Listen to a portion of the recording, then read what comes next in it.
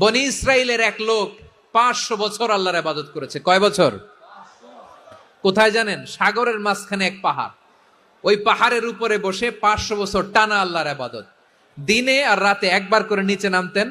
সেখানে আল্লাহ তাআলা পাথরের ভেতর থেকে তার জন্য মিঠা পানির ব্যবস্থা করে দিয়েছেন, আর একটা ডালিম গাছের ব্যবস্থা করে দিয়েছেন। সকালে নামলে একটা টসটসে ডালিম, রাতে নামলে টসটসে ডালিম।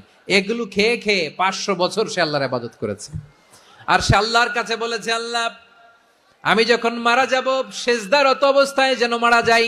ঠিকই আল্লাহ সেজদারত অবস্থায় সাইয়েদনা আজরাইলকে পাঠিয়ে দিলেন। সেজদারত অবস্থায় লোকটা মারা গেল। 500 বছর ইবাদতের পরে আল্লাহর দরবারে কিয়ামতের কঠিন ময়দানে যখন লোকটা হাজির হয়ে যাবে, আল্লাহ বলবেন, আদখিলু আবদি আল জান্নাতা বিরহমাতি, আমার বান্দাকে আমার দয়া, আমার ভালোবাসা দিয়ে জান্নাতে ঢুকায়া দাও।